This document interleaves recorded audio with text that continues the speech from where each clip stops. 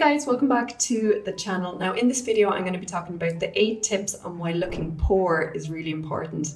So if you're new here, my name is Jodie. I work in finance and have done for the last 10 years in London here. I am an Irish person, very proudly Irish, and I just started this channel to talk about all things money and how to be better with it. So let's get into the video. The very first one I want to talk about is choosing a modest lifestyle over materialism, okay? Are you the type of person that always falls into fast fashion and has loads of clothes like bursting out of their wardrobe? Or are you the type of person when you open your bathroom cabinet that there's about 50 different beauty products in there and you only use about 3 of them? Okay, when you fall into this materialistic lifestyle, 9 times out of 10, it is not making you happier. In fact, you might feel like there's so much stuff in your life that it's kind of weighing you down. So having less things, living more of a minimalist lifestyle and also a modest lifestyle can actually, take a weight off your shoulders and make you feel more intentional about the things that you're choosing to have in your life. The second tip on why looking poor is important is to maintain a low profile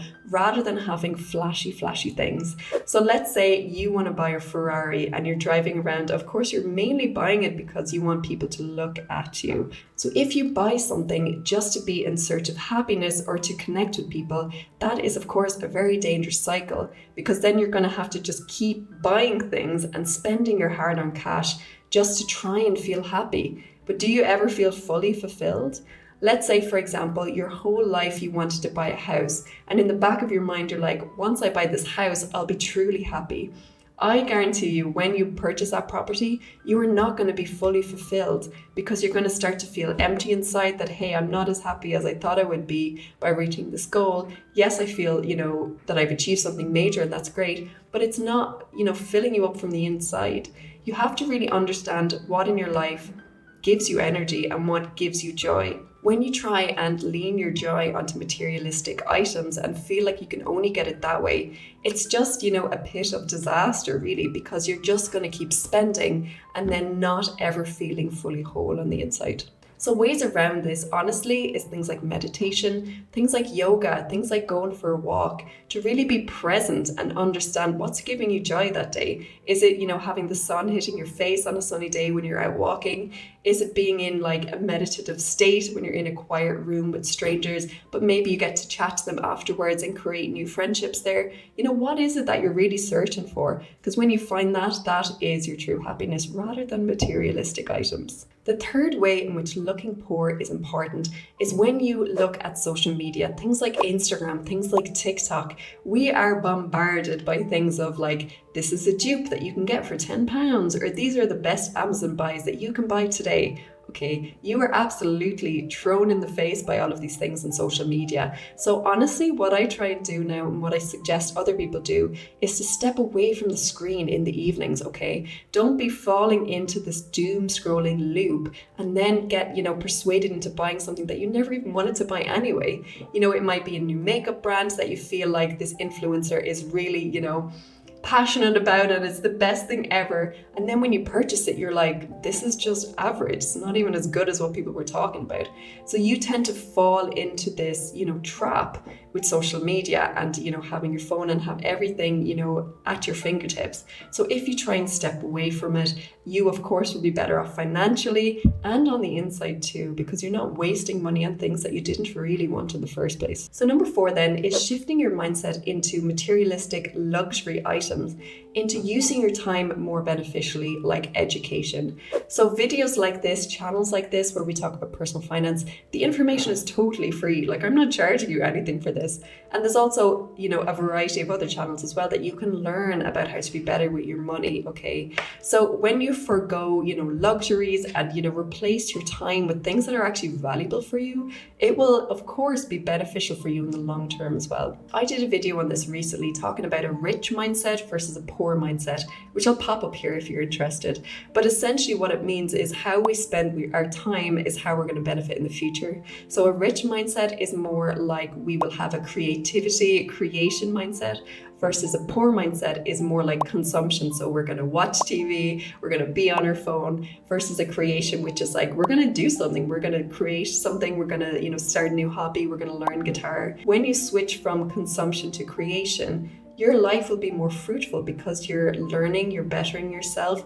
And of course, if you wanted to learn the guitar and be really good at it, you could, of course, get money for that. You could teach guitar lessons, you could pursue your passion. There's lots of different ways where when you switch from consumption to creation, that it can benefit your life all around. Number 5 is to prioritize your passion over a high-paying job. So this isn't for everyone. Of course, most people will probably go down the 9-to-5 route. But if you're someone who's really passionate about music and you want to be a musician, to other people, they might think, oh my God, this guy's in his 30s, he's scrimping and saving. He has, a poor mindset, poor mentality. And this is where you shouldn't care what other people think. If this is your true passion and you were dedicated for a certain period of time, you of course will give it your all. And if it's your passion and you want to give it everything, you will more likely succeed, in something that you're passionate about. So don't care what other people are thinking. If you feel like you are being brainwashed to go into the 9-to-5 and it's something you're really going to hate, maybe have a look even in your spare time of what it would look like if you taught guitar lessons on the side, if you wanted to be a musician, if you did extra gigs on the side at the weekends, in the evenings, Don't care about what other people think of you. Really follow your passion if that's truly what you want to do to succeed in life, because you will if you give it everything you have. Number 6 then is maintaining a gap between income and expenses. When you keep your expenses low and you're not trying to impress people, you might have, an old car that has lasted you 5, 6, 7 years. You might be wearing the same, capsule wardrobe at home. You may have a very minimalist lifestyle. To other people, it's like, oh my God, this person must be poor because they're not buying expensive things. But in reality, you are way richer than them because your mindset is keeping your expenses as low as possible so that you have more space here for savings, for investing. And in the future, you will be a lot more fruitful than people who are buying expensive handbags right now but aren't saving anything, Number 7 then is true wealth lies in your security as a person and your confidence. So if you are authentic to yourself, you will of course feel more happiness and be more fruitful and have more money most likely. If you are constantly having to buy makeup because you don't want to be barefaced in front of your boyfriend or your new person that you're dating, that of course means that maybe you have a lower self-esteem than others and you are trying to be something that you are not just to, impress someone. Or if you feel like you have already worn this dress to a wedding or a party and you can't wear it again because you don't know what your friends are going to think of you. These sort of mindsets really kind of drill down to how are you feeling as a person inside? What is the most authentic you and are you living it? Do you really care too much about what other people are thinking or saying about you? And if you are, maybe step back and peel back those layers to understand, how you want to be as a person, where your values and ethics lie, and are you living up to that? I think as we, fall into our 30s, we naturally, I think, become more confident in ourselves. We understand that, we're a little bit weird and we're okay with that, like myself, But when you're younger, when you're a teenager, I know it's really hard to, not buy the coolest trends or not have the coolest shoes that everyone else has, because you feel like you're not going to fit in. And I think age will help you with that over time, but maybe have a think about, how you want to live your life and who you actually want to be, and then just go ahead and live it. So the 8th way why looking poor is important is to prioritize this modest living over flashiness.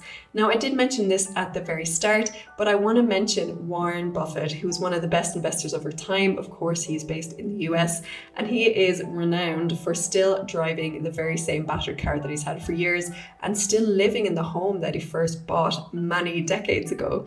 So even though he's a multi-millionaire, he still keeps his expenses low versus his income. He still lives a modest lifestyle, and he still, isn't afraid to drive a battered up car. Let's really think about this. If you're a millionaire, but you spend £1 million every year on all of your expenses, you are actually worse off than someone who earns 50 grand a year, but spends 30 grand a year on expenses. So it really depends on how you're living. If you're living more frivolously, buying a lot of, expensive cars, expensive clothes, expensive holidays, Or if you're living a bit more frugally, still having fun, still going on trips, but living below your means, okay? It doesn't matter how much money you have, if you spend it all, you're still worse off than someone who's just got, an average normal salary. Have any of these tips resonate with you guys? Do you have any other examples on why looking poor is important?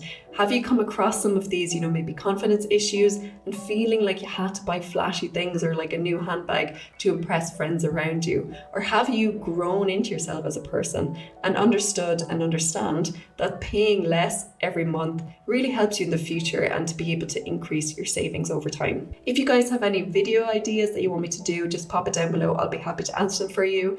And I could even do a video that you suggest in the future. I'm pretty new channel, so I'd appreciate a subscribe if you're up for it, if you want to learn more about how to be better with your money. But if not, me and my cat Rua will see you soon. Okay, bye.